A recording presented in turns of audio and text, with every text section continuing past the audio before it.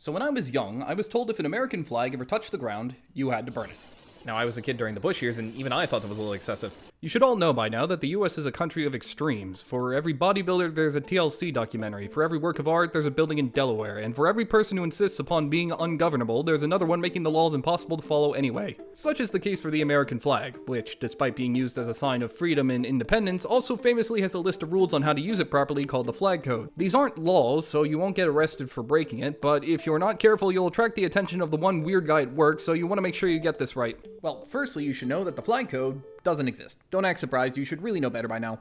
It's actually just a single chapter of something much larger known as the US Code, which is about a lot of stuff, like the seal or mining. It doesn't matter. Listen, there's a code talking about flags, and that's frankly the best we're going to get.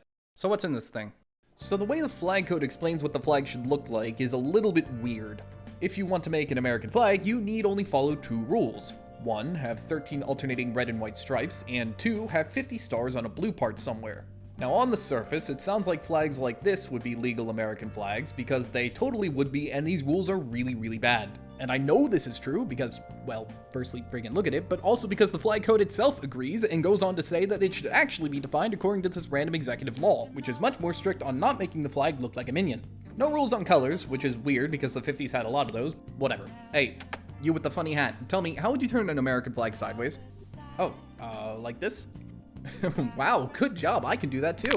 So there's actually a wrong way to hang the flag sideways. See, the blue part is always supposed to be in the top right. So turning the flag sideways in the obvious way is a very easy way to out yourself as a communist, along with wearing ushankas or using the metric system. It sounds like pretty useless information, but once you hear about it, you can never stop noticing it everywhere you look.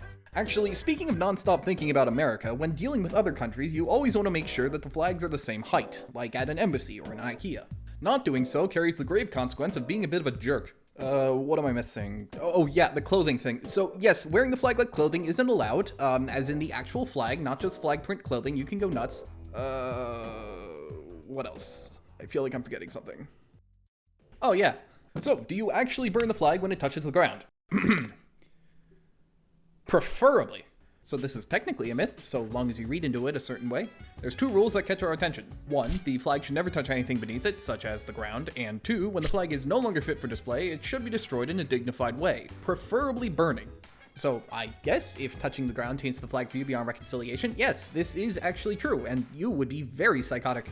More reasonably though, the code doesn't specify what counts as no longer fit for display. It sounds like the flag would have to be weathered and tattered, but that can't be right because those are incredibly fit for display because they go hard as hell. Actually, now that I mention it, it doesn't say what counts as a dignified way either. Apparently burning can be involved, but how far can you take this? There's an American organization called the American Legion who handles this sort of thing, and their answer is to throw a full-on funeral for the flag complete with speeches and 21 gun salutes. More power to you, I suppose, but I don't have the time to fit any of that into my schedule. Does any of this actually matter though? Like, why are we doing all this? The answer would be to follow some sort of code of respect, but is it actually doing us any good? Most Americans don't care about these rules at all, and the American flag still seems pretty popular to me. Could it be policing how we engage with our culture only smothers our personal relationships to it? Or am I being too cynical, and this extra ceremony creates a new way of engaging with it that only adds to the variety of cultural expression so long as it remains optional? Do I even care? Oh, actually, no I don't.